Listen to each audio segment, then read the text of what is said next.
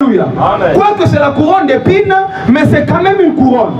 Cela explique la dimension royale que Jésus est venu restaurer, celle que Adam avait perdue en Éden.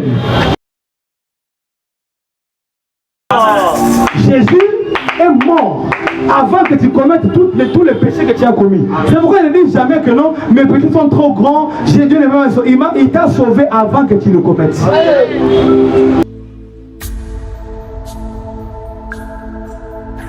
Release your glory like never before.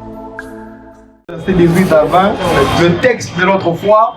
Nous sommes en train de parler de l'œuvre de Dieu, de l'œuvre de la croix en combien d'étapes?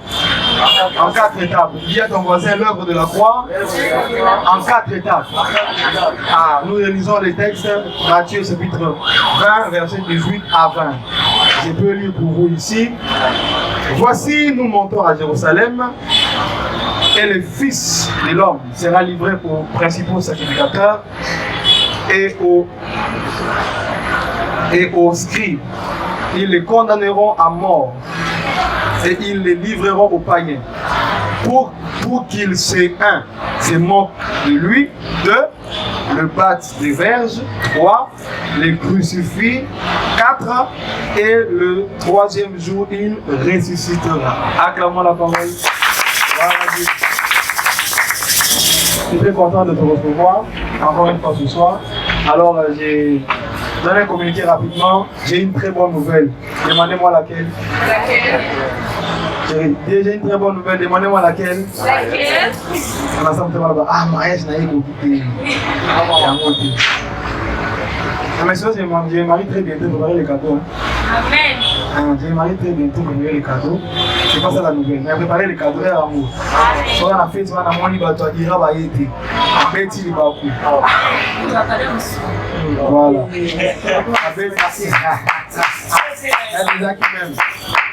Voilà. Soyez un cadeau, soyez un cadeau. Quand on vient un cadeau, la télé, on attend, on vient un cadeau. Le cadeau va bien. L'amour est fort. Yamba, on s'en mariage. Soyez un cadeau, là-bas. Allez. La bonne nouvelle que j'ai, c'est quoi? Demandez-moi c'est quoi? C'est quoi? Les dimanches prochains, nous aurons ouvre-retraite.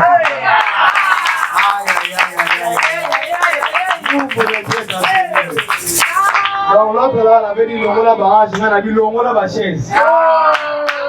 Il n'y aura aucune chaise qu'on va étaler ici. Il y aura des nattes partout, de 16h à 20h. Prière non-stop. Prière non-stop. Et puis demandez-moi si j'ai parlé de quoi. J'ai mêlé des programmes en même temps. J'ai parlé du retour au commencement. Ça veut dire que ça sera une vos retraites. Retour au commencement, et la prière qu'on va faire, ça sera la prière pas pour aller de l'avant mais pour retourner en arrière. Yo semble là aucun niveau, son gars qu'on ensemble la bonne son assis. Et les dimanches, tu vas comprendre ça. Amen, amen. Les enfants d'Israël, mon frère, les enfants d'Israël n'allaient pas en Égypte. Ils retournaient en Égypte. Parce qu'ils n'allaient pas en Canaan. Ils retournaient à Canaan.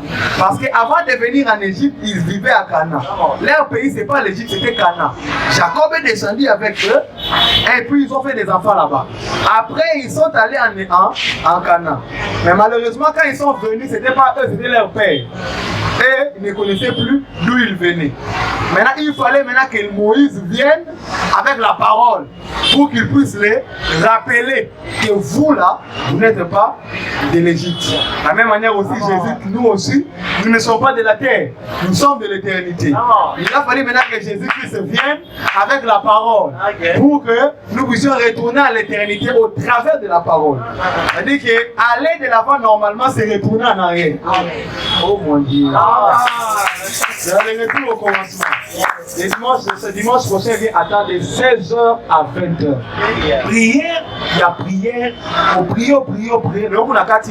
On a prière, pour ça, prière, il y a quatre. Mais tout le dimanche prochain, la prière na prière, na teimuke prière, na kati prière, te prophétiser prière dans ce aux Amen, amen. Amen. Seigneur, aide-nous à apprécier ta parole. L'œuvre de la croix en 4 étapes. Je vous avais dit dernièrement ici que pour comprendre, n'est-ce pas, le fondement de notre vie chrétienne est basé sur l'œuvre de la croix. Le fait que Jésus-Christ monte sur le bois, qu'il meurt et qu'il ressuscite le 3e jour. C'est là le fondement de notre vie chrétienne.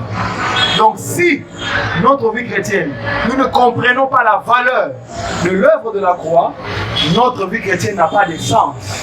Notre vie chrétienne ne peut pas avoir d'efficacité devant nos ennemis.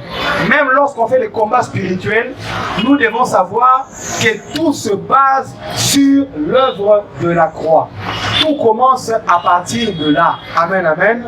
C'est très important de connaître les choses sur l'œuvre de la croix avant de connaître les choses sur l'angéologie, sur beaucoup de choses. Avec le temps, ces derniers temps, je vais vous amener des enseignements très puissants. Je vais vous parler de la protection divine par les anges. Je vais vous parler de la thérapie de l'esprit, de beaucoup d'autres choses. Amen, amen. De beaucoup d'autres choses. Mais avec le temps, nous allons comprendre. Mais là, nous devons comprendre l'œuvre de la croix parce que c'est le fondement de notre vie chrétienne. Ta prière ne peut pas être efficace si elle n'est pas accompagnée, si elle n'est pas basée sur le fait que Jésus-Christ est mort et il est ressuscité pour toi. Amen, amen. Alors je ne reviens pas en arrière avec ce qu'on avait déjà dit. Je parle de l'œuvre de la croix en 4 étapes. J'avais dit que plusieurs fois, nous parlons de l'œuvre de la croix, souvent, mais nous oublions, n'est-ce pas, de mettre l'emphase sur d'autres points. Quand on parle de l'œuvre de la croix, tout ce qu'on fait, c'est quoi? On dit quoi? Jésus est mort pour moi. Donc tout ce dont on parle, parlant de l'œuvre de la croix, on parle de la mort de Jésus. Mais ce n'est pas seulement la mort de Jésus qui est intéressante dans cette histoire.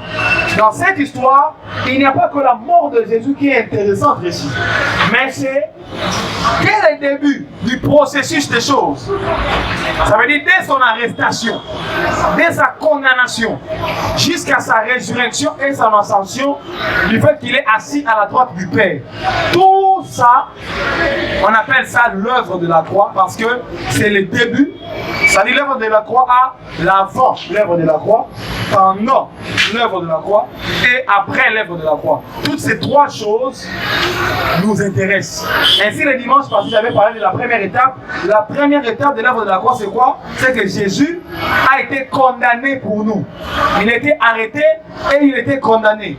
Et quand on parle de la condamnation de Christ, nous sommes en train de voir la logique de la substitution. Parce que Jésus n'avait rien fait de mal, mais il a été condamné à notre place. Ça veut dire qu'il est devenu notre substitut. Il a été remplacé. Nous étions remplacés. C'est nous qui étions, n'est-ce pas, appelés à mourir. C'est nous qui étions, n'est-ce pas, appelés à la condamnation. Mais Jésus, il a pris notre place. Il a été condamné à notre place, lui qui n'avait rien fait. L'échange là qu'on a fait, on appelle ça la substitution. Donc Jésus-Christ est notre substitut. On voulait nous tuer, on méritait la mort, on méritait, avec tous les péchés que tu as commis mon frère, tu mérites d'aller même, je ne sais pas où.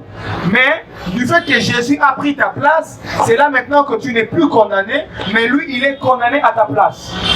D'où la célèbre phrase de l'apôtre Paul, il n'y a donc maintenant plus de condamnation pour ceux qui sont en Christ. Il n'y a donc maintenant plus de condamnation pour ceux qui sont en Christ. Pourquoi il n'y a plus de condamnation? Parce qu'il y a quelqu'un qui a pris cette condamnation-là et nous sommes quittes. Amen, amen. J'avais dit Jésus c'est le bon, nous c'est le mauvais. Il a pris sa bonté, il nous a donné, il a pris notre méchanceté, c'est-à-dire notre péché, il l'a pris.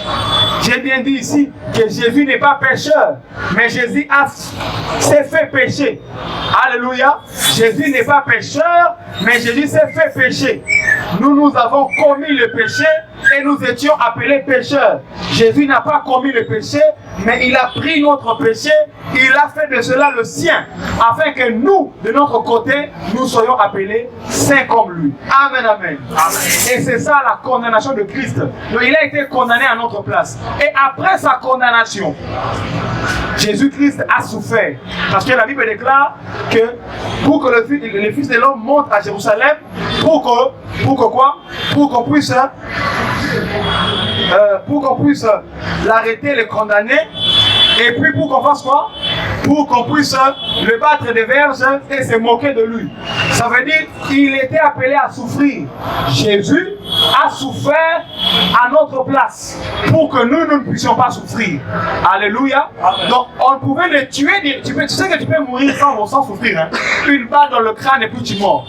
Mais Jésus, avant de mourir, on prend la couronne d'épines, on met sur lui. Ce sont les souffrances de Christ. On prend le clou, le pointe, on le pointe sur le main. Et imagine ta main derrière une bois, et puis on te pointe comme si c'était toi le bois pour que tu puisses faire un avec le bois qui est derrière. Imaginez maintenant qu'on puisse pointer un clou ici, traverser les ossements. Alléluia. Imaginez le clou traverser les ossements des ossements comme ça. Jésus a souffert. Au lieu qu'on s'arrête là, qu'est-ce qui se passe encore? On voit un soldat romain qui arrive, qui a percé Jésus à la hanche. L'eau et le sang étaient sortis. Pourquoi? Parce que Jésus devait souffrir. Parce que l'homme, avant Jésus, était en train de souffrir. L'homme était appelé à la souffrance. Dans le livre de Job, il est écrit, l'homme naît pour souffrir. Alléluia. Il est écrit, l'homme naît pour souffrir. Il n'est pas écrit, l'homme a été créé pour souffrir. Mais il est écrit, l'homme naît pour souffrir. Parce que quand l'homme a créé, Dieu a créé l'homme, il ne l'a pas créé pour souffrir. Mais quand l'homme a péché, l'homme a commencé à souffrir. Ainsi, tous les hommes qui ont commencé à naître sur la terre, ils ont commencé à naître pour souffrir. Maintenant, Jésus a pris la souffrance, toutes les souffrances de l'humanité, il l'a enduré dans tous les chemins de la croix. Depuis chez Pilate, on l'a battu des verges sur son dos, afin que toi tu ne puisses pas souffrir. C'est pourquoi j'avais dit le dimanche dernier ici, moi je n'accepte pas la vie de la souffrance. Amen. Oh, j'ai pensé que tu allais dire amen comme moi. Amen. Moi je n'accepte pas la vie de la souffrance. Amen. Parce que la souffrance n'est pas des enfants de Dieu. La souffrance, Christ l'a eu à notre place pour que nous soyons quittes de tout problème. Alléluia. Amen. Alléluia. Amen. Jésus a souffert. Alors, si j'essaie de décortiquer un peu, n'est-ce pas, les souffrances de Christ, nous pouvons le comprendre. Parmi les souffrances de Jésus, on a pris une couronne d'épines, on a mis sur sa tête. Alléluia. Amen. On a pris une couronne d'épines, on a mis sur sa tête. La Bible précise qu'on a mis une couronne, mais une couronne d'épines. On met sur sa tête. C'est vrai que c'est une couronne d'épines, mais c'est quand même une couronne. Alléluia. Amen. Et cette couronne-là est en train d'expliquer la dimension royale de Jésus.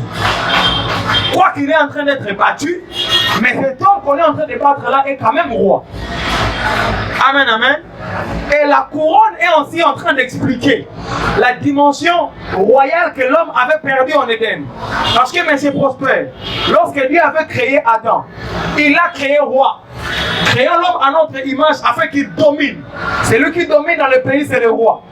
Donc Adam était roi dans le monde. Mais lorsqu'il a péché, le diable a pris sa royauté. C'est pourquoi la Bible appelle le diable le prince de ce monde. Prince veut dire en d'autres termes le gouvernant. C'est lui qui gouverne. Alléluia. Amen. Maintenant, quand Jésus arrive, on a posé sur sa tête la couronne d'épines. Qu'est-ce que cela veut dire? La couronne veut dire, on est en train de restaurer la dimension royale que l'homme avait perdue en Éden. Lorsqu'on était en Éden, on a perdu une dimension royale. Et quand on parle de la dimension royale, on parle de la domination. Amen. Nous avions perdu la domination. Nous n'étions plus capables de dominer. On ne dominait plus. On ne dominait plus. On était n'est-ce pas, dans des problèmes sérieux. Alléluia. On a perdu notre dimension royale. Donnez une place. Recevez le frère. Alléluia. Acclamons le Seigneur pour notre frère. Gloire à Dieu. Gloire à Dieu. Alors, nous avions perdu, n'est-ce pas, la dimension royale en Jésus-Christ. Quand nous étions dans le péché d'Adam. Amen, amen. Nous avions perdu cette dimension royale. Et quand Jésus-Christ, on prend la couronne d'épines, on met sur sa tête. Quoique c'est la couronne d'épines, mais c'est quand même une couronne. Amen. Alléluia. Quoique c'est la couronne d'épines, mais c'est quand même une couronne. Amen. Cela explique la dimension royale que Jésus est venu restaurer, celle que Adam avait perdue en Éden. Alléluia. Ainsi, nous tous qui croyons en Jésus, nous avons cet ADN de la royauté en nous. Nous tous qui croyons en Jésus, nous avons cet ADN de la royauté en nous. Amen, amen. Amen. Nous avons en nous l'ADN de la royauté, l'ADN de la domination. Ainsi, si je suis en Christ, je ne peux pas envier quelqu'un qui est dans le monde. Parce que lui, il n'a pas la domination en lui. Lui, il n'a pas l'ADN de la royauté. Lui, il est encore dans l'esclavage du monde. Mais moi qui est en Christ, venant avec la couronne d'épines. Cette couronne est en train d'expliquer la dimension royale que j'avais perdue, que lui est en train de restaurer dans l'œuvre de la croix. C'est ainsi qu'il est écrit dans le livre d'Apocalypse qu'il a fait de nous un royaume et des sacrificateurs. En d'autres termes, un royaume des rois et des sacrificateurs. Cette royauté, nous l'avons eu où? Nous l'avons eu du fait que nous l'avions perdue en Éden par le péché d'Adam. Et lorsque nous avons cru en Jésus, Jésus nous a redonné cette dimension royale. C'est pourquoi, pour expliquer cela, parce que dans la spiritualité, il y a les symboles qui doivent s'expliquer.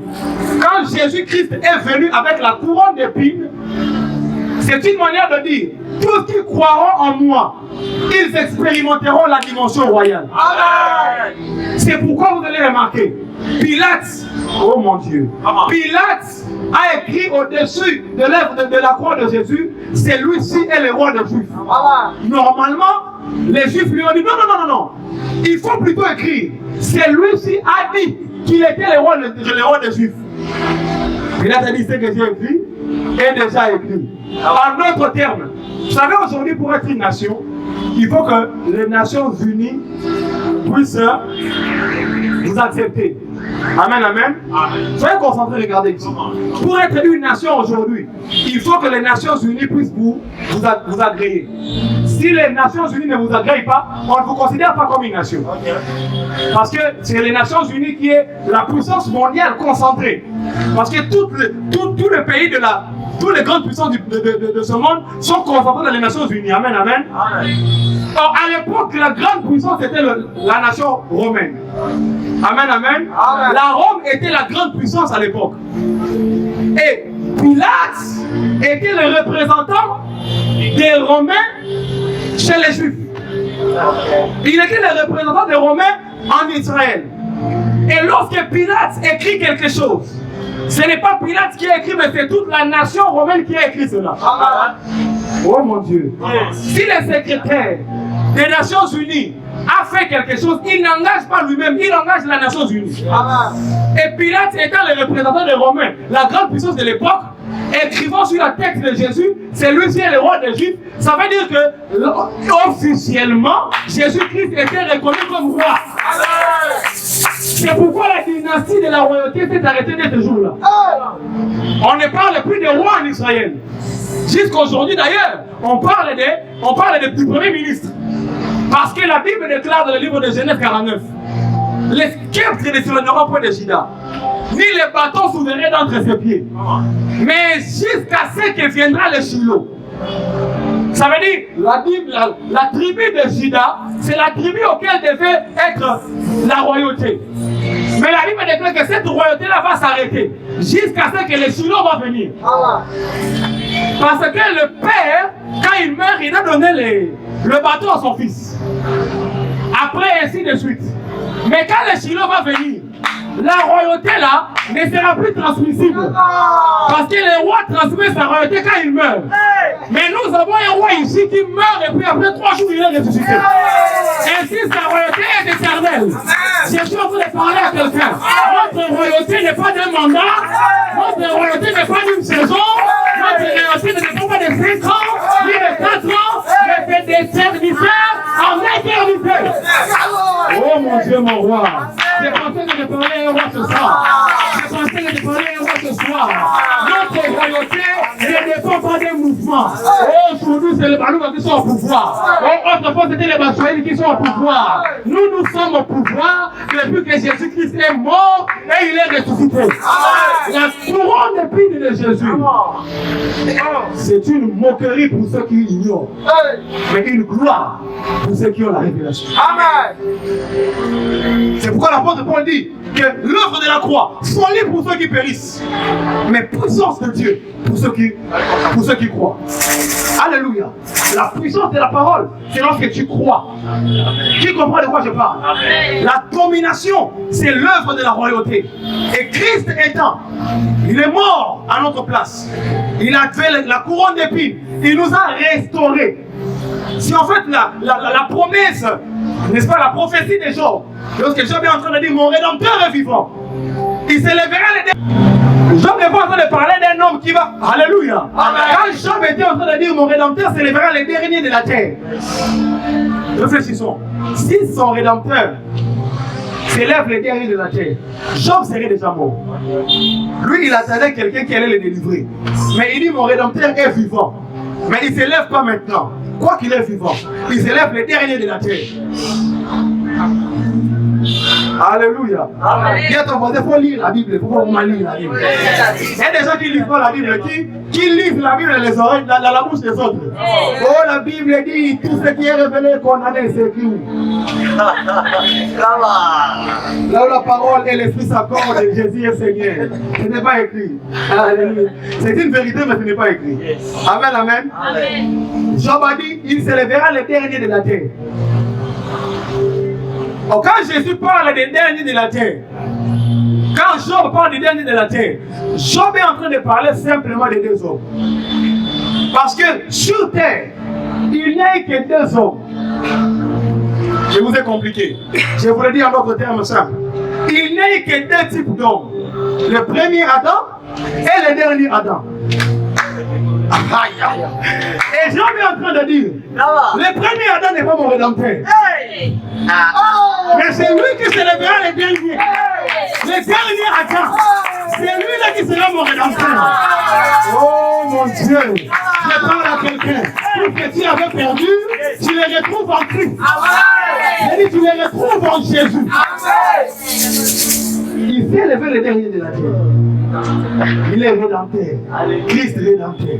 Rédempteur veut dire c'est lui qui te restitue tout ce que tu avais perdu. Quelqu'un avait perdu la gloire. La Bible déclare en Christ, nous avons de gloire en gloire.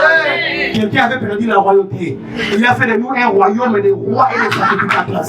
Quelqu'un avait perdu la dimension de la sacrificature. Il a fait de nous des sacrificateurs. Tout ce que nous avons perdu en Adam, Jésus nous a restitué. C'est pourquoi Job a compris. Mon rédempteur n'est pas le premier de la terre, mais le dernier de la terre. Oh mon Dieu, mon roi. Est-ce que vous savez que sur la terre, il n'y a eu que 2 prophètes? Comment? Je peux le dire encore. Il n'y a eu que 2 prophètes. Toi qui as eu plusieurs prophètes. Je le dis dans notre terme. Dans la Bible, il n'y a que 2 grands prophètes. Aïe, aïe, aïe. Le premier prophète, c'est Moïse.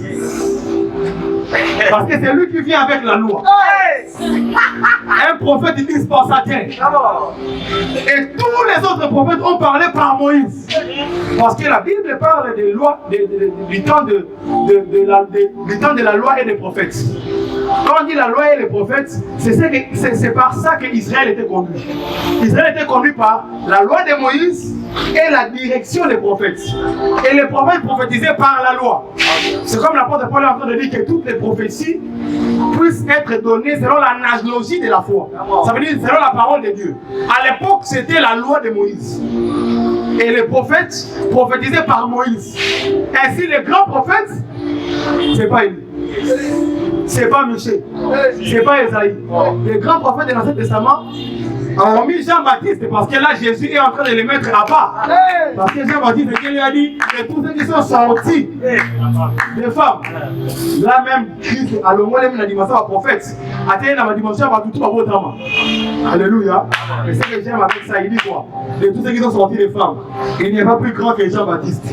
Mais le plus petit dans le royaume, il est plus grand que Jean-Baptiste. Aïe, aïe, aïe, aïe, aïe, aïe. Jean-Baptiste est plus grand que ceux qui n'ont semé sur la terre. Mais il faut que tu crois en Jésus. Tu rentres dans le royaume, tu es plus grand que Jean-Baptiste. Tu es plus grand que Moïse. Tu es plus grand que Élie. Tu n'as pas compris de quoi je parle. Jean-Baptiste est plus grand que tout le monde. Mais quand tu as cru en Jésus, tu es plus grand que Jean-Baptiste. Oh, il est plus petit dans le royaume. On n'a pas dit le plus grand. On dit le plus petit dans le royaume. Je veux la porte de Paul comprenant ces choses. Il a dit, je n'aurai pas honte de l'évangile. Je n'aurai pas honte de l'évangile. Le plus petit dans le royaume est plus grand que lui. Amen. Donc précis, plus grand que Jean-Baptiste. J'étais en train de dire quoi? Le grand prophète c'est Moïse. Mais Moïse a dit quoi? L'Éternel vous enverra un prophète comme moi. Depuis le temps là qu'il a dit ça, il n'y avait pas de prophète comme Moïse. Parce que tous les autres prophètes venaient prophétiser par la loi de Moïse. Il a fallu qu'il y ait maintenant un autre prophète qui viendra aussi avec une autre dispensation. Et quand le prophète en question est arrivé, il est monté sur la montagne de transfiguration. La Bible déclare que Moïse est descendu. Moïse est descendu pour dire, le prophète là, que l'Éternel devait envoyer comme moi là, est arrivé. J'aimerais dire à quelqu'un, Jésus est le prophète par excellence. C'était une parenthèse que je fais. La couronne d'épines symbolise la dimension de la royauté de Christ.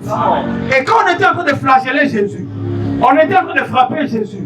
Flageller démontre la dimension de l'esclave que nous étions autrefois. Jésus est en train de dire, tout celui qui se livre au péché en devient esclave.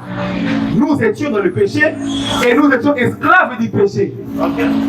Ainsi quand on est en train de frapper Jésus, on est en train de révéler la dimension de l'esclave que l'humain était devenu. Toute personne qui n'a pas cru en Jésus, toute personne qui ne connaît pas Dieu, cette personne-là est esclave du péché, même s'il a des voitures. N'enviez personne. Même s'il a l'argent. Même si on le montre à la télé. Oh, influenceur, sans Jésus, tu es zéro. Come on, avance. J'ai dit, influenceur, sans Jésus, tu es zéro.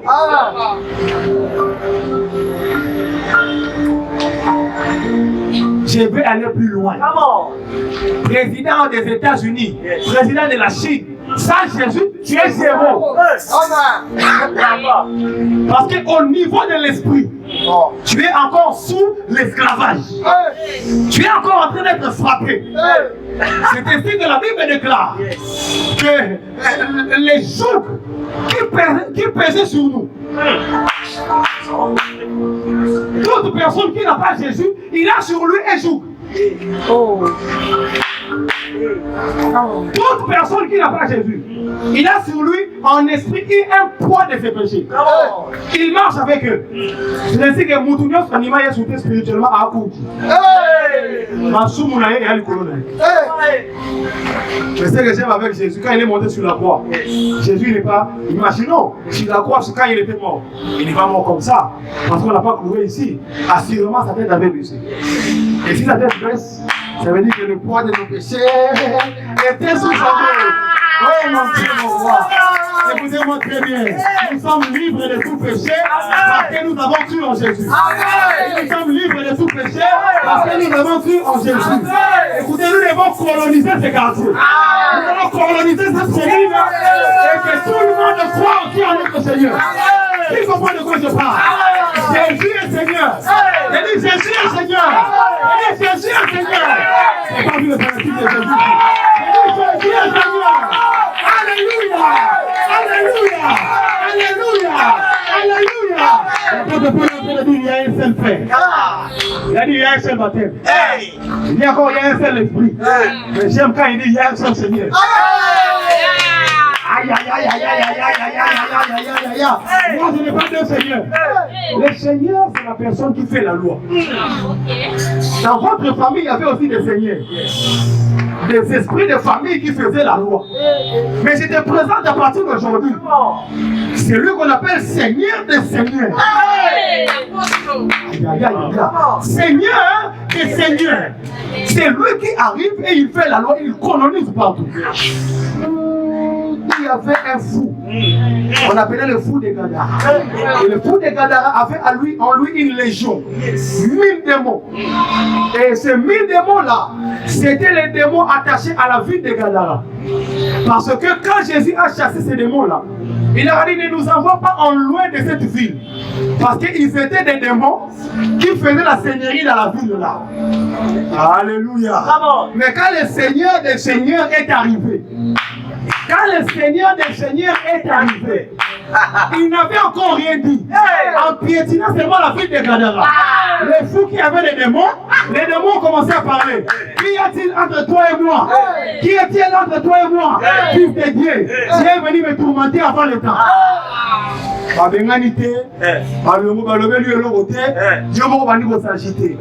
que c'est lui qui est arrivé, c'est le Seigneur des Seigneurs. Oh, c'est le Seigneur des Seigneurs. Jésus-Christ, quand on est en train de le flageller là, on est en train d'expliquer sa dimension, la dimension de l'esclave où nous étions. C'est pourquoi les enfants d'Israël qui étaient des esclaves en Égypte, c'est l'image de toi et moi qui étions autrefois des esclaves dans le péché. C'est lui qui écoute la musique profane à tout moment et esclave de cette musique. C'est lui qui se masturbe, qui est à tout moment dans le péché. Il est esclave de ça. J'ai un frère qui a chanté en disant, il a chanté en disant, il a dit, moi, quand je descends de la montagne, je pleure. Mais quand je gravis la montagne, je suis heureux. Parce que quand il... Oh, est-ce que je peux dire une chose ici? Lorsque les enfants d'Israël sont allés en Égypte, la Bible déclare qu'ils descendirent en Égypte. Mais quand il faut aller à Canaan, on dit qu'ils montent à Canaan. Parce que géographiquement parlant, Égypte c'est descendre. C'est en bas. Et Canaan c'est en haut. Oh mon Dieu, mon roi. Tout celui qui fuit dans les péchés est en train de descendre dans les profondeurs de la terre. Mais celui qui est en train de vivre de la sanctification, à Jésus-Christ, est en train de monter au ciel. Il est temps de monter au ciel. Je vais dire à quelqu'un, il est temps de monter au ciel.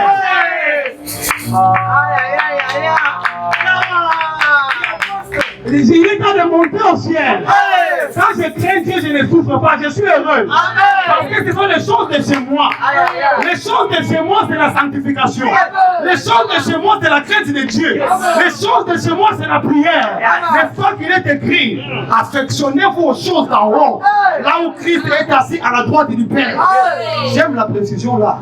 On n'a pas dit affectionnez-vous simplement aux choses d'en haut, mais aux choses d'en haut, et on précise, là où Christ est assis à la droite du Père. Parce qu'en haut, il n'y a pas que Dieu. En haut, il y a aussi le deuxième ciel. Il y a aussi les esprits mauvais dans le lieu céleste, selon Éphésiens chapitre 6. Mais Dieu a mis son trône aux cieux des cieux. C'est-à-dire que si Satan est au ciel, si les esprits mauvais sont au ciel, ils sont dans le deuxième ciel. Mais le troisième ciel, le ciel des cieux, c'est là où Christ a établi son règne. Et la Bible déclare, affectionnez-vous aux choses d'en haut, là où Christ est assis à la droite du Père. Il y a de l'affection pour la prière. Il y a de l'affection pour la prière. Il y a de l'affection pour la crainte de Dieu. Quand tu échappes à une tentation, tu dis, wow, merci Seigneur. Alléluia. C'est cette armée que nous sommes en train de construire. Une armée de personnes. Quand il échappe à une tentation, il est en train de chanter, en train de dire, gloire à Dieu. J'ai échappé à la tentation. Alléluia. Oh mon Dieu, mon roi. Oh. Nous sommes en train de construire une armée. Cette armée de personnes qui ont aimé les choses d'en haut. Alléluia. C'est que j'aime en Jésus. C'est que j'aime en Jésus. Ceci décourage les gens dans la sanctification. Mais moi, ça m'encourage. Du temps de la loi, les gens craignaient Dieu pour être sauvés. Mais du temps de la grâce, on est sauvé, puis on craint Dieu. Ça va? La Bible déclare, quand nous étions pécheurs, Christ est mort pour nous. Il n'est pas mort le jour où on a décidé d'arrêter le péché. Il est mort le jour quand nous étions pécheurs. Ça veut dire, quand tu arrives en Jésus, tu trouves déjà un pardon sur la table pour toi. Amen. Oh. Le pardon en Jésus, ce n'est pas à invoquer. Le pardon en Jésus, il est te bénir. Le pardon en Jésus, ce n'est pas à invoquer. Le pardon est sur la table. C'est pourquoi l'apôtre Paul dit la grâce est disponible. Le pardon est sur la table. Il faut que tu arrives, tu prends et tu prends ta part. Jésus est mort avant que tu commettes tous les péchés que tu as commis. C'est pourquoi il ne dit jamais que non, mes péchés sont trop grands, Jésus n'est pas sauvé. Il t'a sauvé avant que tu le commettes. Et c'est que j'aime avec l'apôtre Paul. L'apôtre Paul dit la grâce t'enseigne à renoncer aux œuvres mortes. La grâce ne te pousse pas à pécher, mais il t'enseigne à renoncer. Oh, on s'est dit là même comme ça. J'ai péché, mais celui-là, dans mes péchés, il est allé me suivre là-bas. Aïe, aïe, aïe, aïe, aïe. Qu'est-ce que vous savez? Que Abraham n'avait pas de Bible. Mais Dieu apparaît à Abraham et lui dit, marche devant ma face. Moi, quand je dis, Dieu me dit, marche devant sa face, je fais quoi? Je considère la parole, non? Dieu n'aime pas les vols, Dieu n'aime pas ceci, lui n'aime pas de Bible. Comment il saura ce que Dieu aime? Aïe, aïe, aïe, aïe, aïe, aïe, aïe, aïe.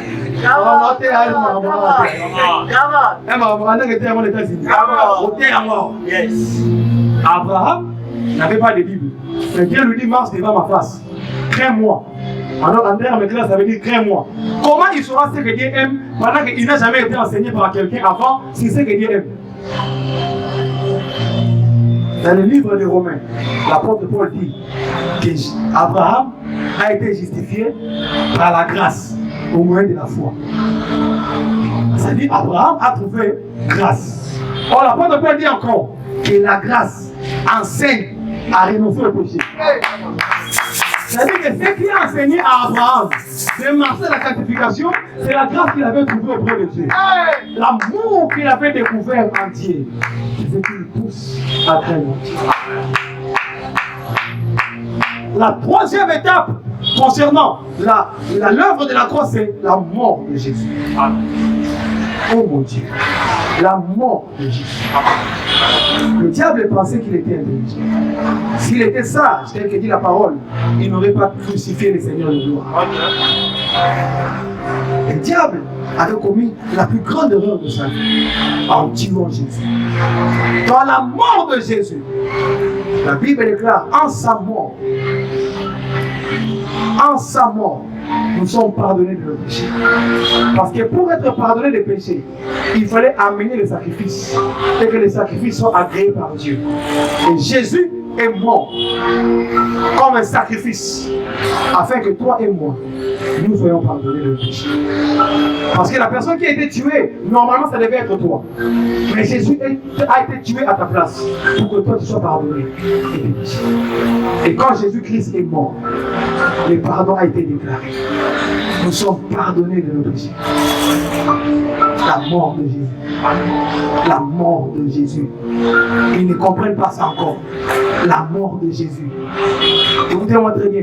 La mort de Jésus, c'est au-delà de ce que tu vois dans le film. Le film là, c'est une illustration. Tu dois entrer en profondeur. Pierre, Jean, Jacques et les autres ont vu Jésus. Ont vu la crucifixion de Jésus. L'apôtre Paul n'a pas vu ça. En termes de révélation, c'est l'apôtre Paul qui a compris la profondeur de la mort de Jésus. Frères et sœurs, tout le monde sait que Jésus est mort, mais tout le monde ne bénéficie pas de la mort de Jésus. Tu dois comprendre que quand il est mort, tes péchés ont été pardonnés. Quand son sang a coulé, tes péchés ont été pardonnés. Tu as été déclaré libre de tout péché. Amen. Il y avait un sacrifice, l'histoire de Moïse qu'on appelait le sacrifice de culpabilité. Ces sacrifices-là avaient pour but Donc, pour que la personne qui a péché, qui l'amène ses sacrifices, afin d'être agréé par Dieu, d'être pardonné par ce péché, pour ses péchés. Mais Jésus, lui aussi, quand il est venu, il a été par sa mort, alléluia, par sa mort, son sacrifice là a été pour nous le sacrifice de culpabilité, afin que nous ne soyons plus condamnés. Mon frère, si tu n'as jamais été baptisé dans l'eau, lève ta main. Afin que tu puisses rester. Si tu n'as jamais reçu, d'abord premièrement, tu n'as jamais reçu Jésus-Christ dans ta vie comme Sauveur et Seigneur. Moi je dis Sauveur et Seigneur, c'est pas comme Seigneur et Sauveur, c'est Sauveur et Seigneur. Parce que quand on reçoit Jésus, on ne le reçoit pas d'abord comme Seigneur. Parce que Jésus ne veut pas être ton Seigneur, c'est ça qu'il soit premièrement ton Sauveur. Il doit te sauver avant de te conduire. Oui. C'est ainsi que Jésus nous sauve et il nous conduit. Si tu n'as jamais reçu Jésus comme Seigneur, comme Sauveur et Seigneur, lève ta main. Je vais prier pour toi. Et à partir d'aujourd'hui, tu vas faire partie de la famille des enfants de Dieu. Ce message est pour toi. La mort de Jésus.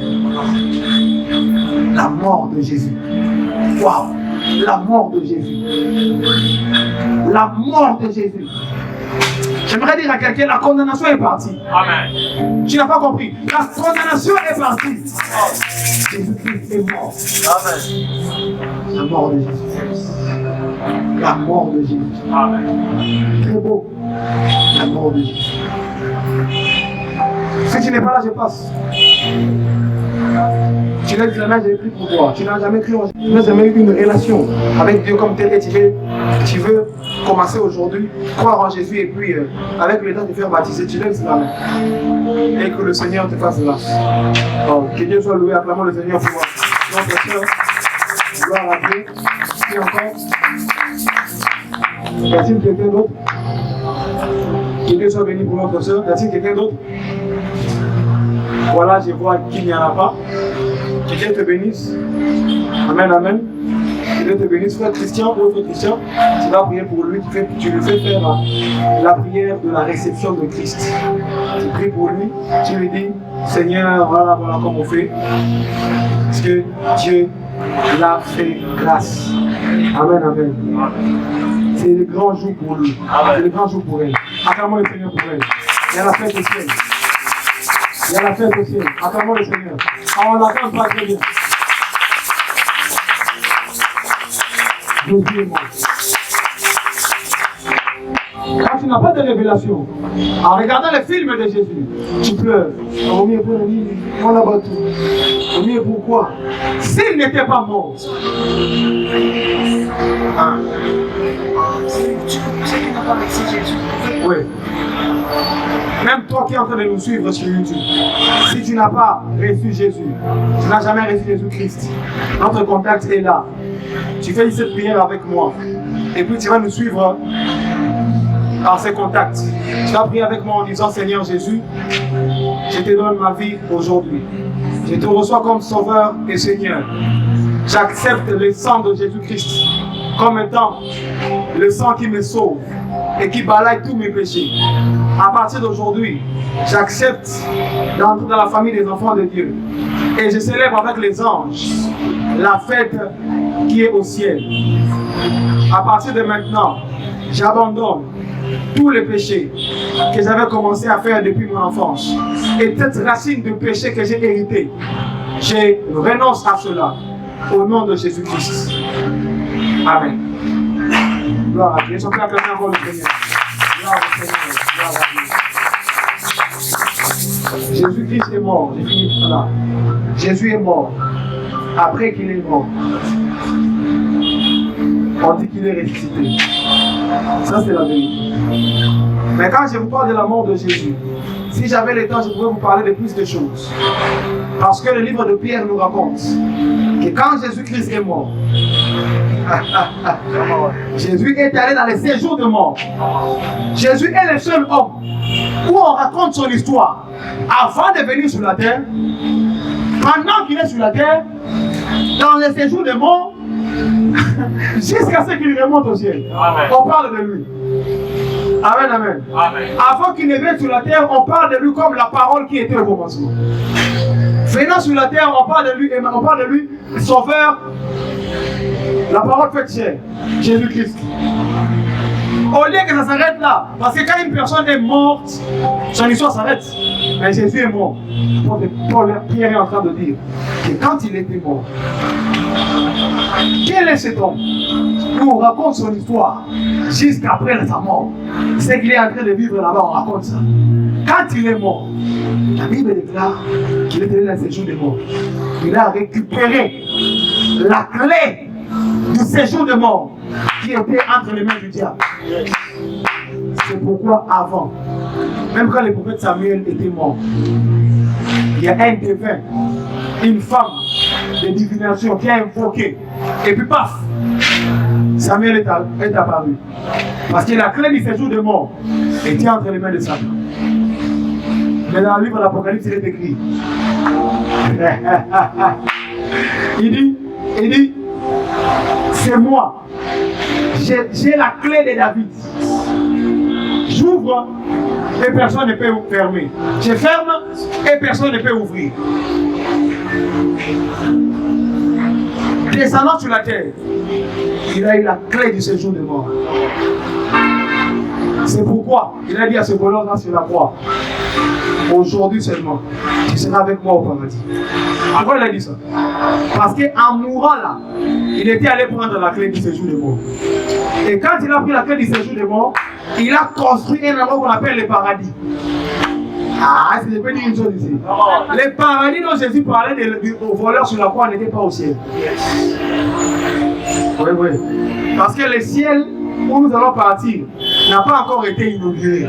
Jésus-Christ a dit, je m'en vais vous préparer une place. Afin que là où je suis, vous y soyez aussi. Amen. Jésus n'a pas encore inauguré le ciel.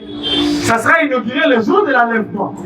Quand nous allons monter en un clic, paf, nous monterons dans la nuée. Dans la nouvelle Jérusalem. Amen. Alléluia. Amen. Nous allons monter avec Dieu au ciel. Ah, mais attention, la nouvelle Jérusalem, c'est aussi autre chose. Le ciel, c'est quand nous allons monter dans 7 ans. Amen, amen. 7 ans là-bas. Ah, bon, vous allez m'embrouiller, hein. J'ai dit de dire trop de choses ici.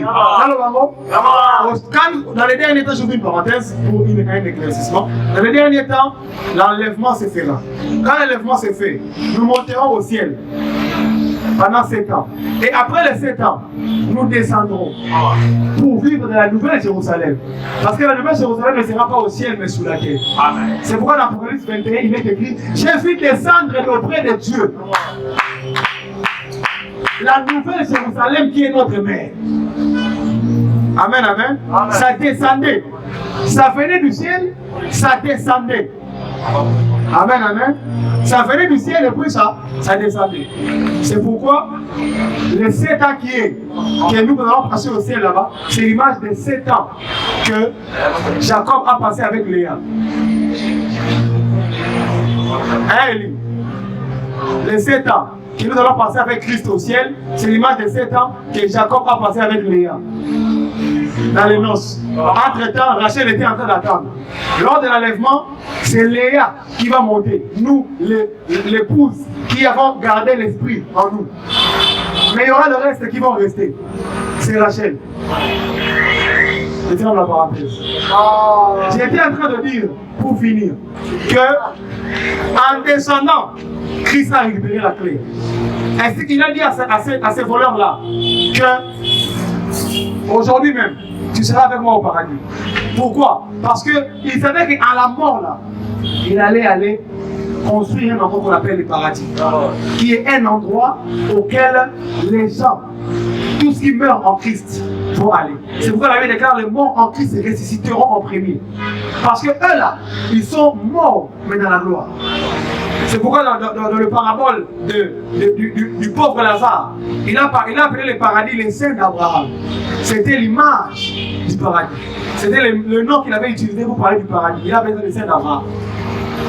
Donc quand Jésus est mort, les 3 jours là, il était en train de faire ça.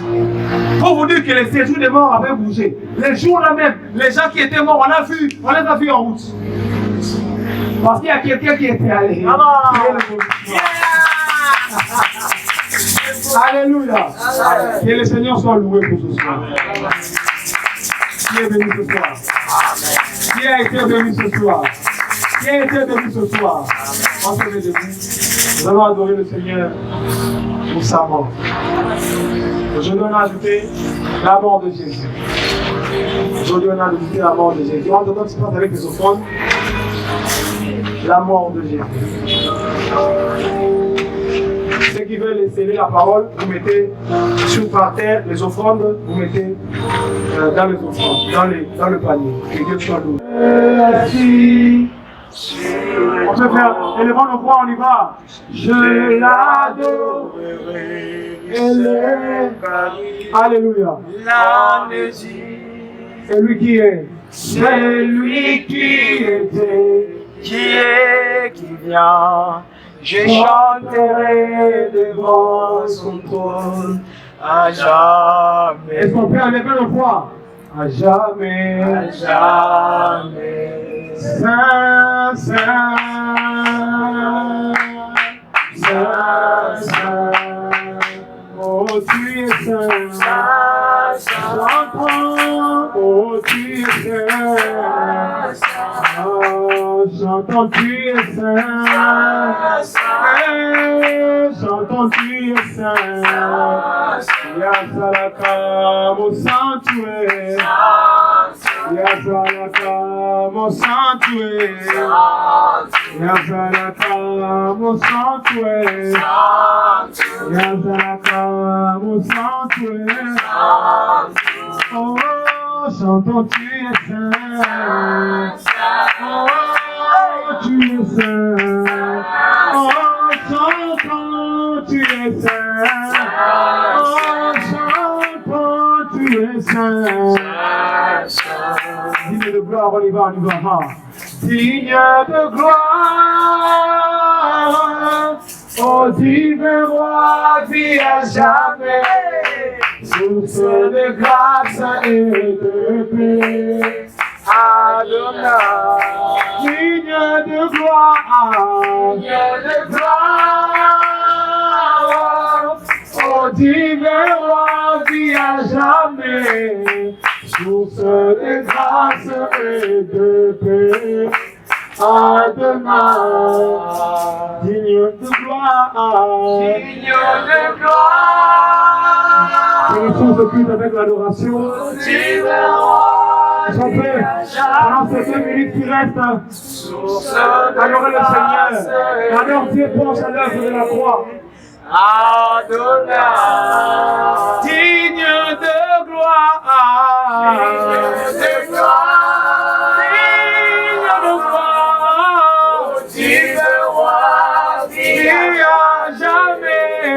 Source de grâce et de paix. Dernière fois, digne de gloire. Élevons nos voix, mon Dieu.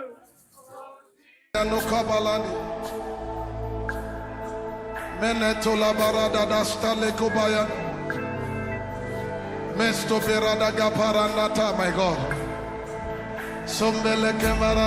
My God, the glory of the Lord is here. I feel it in my bones.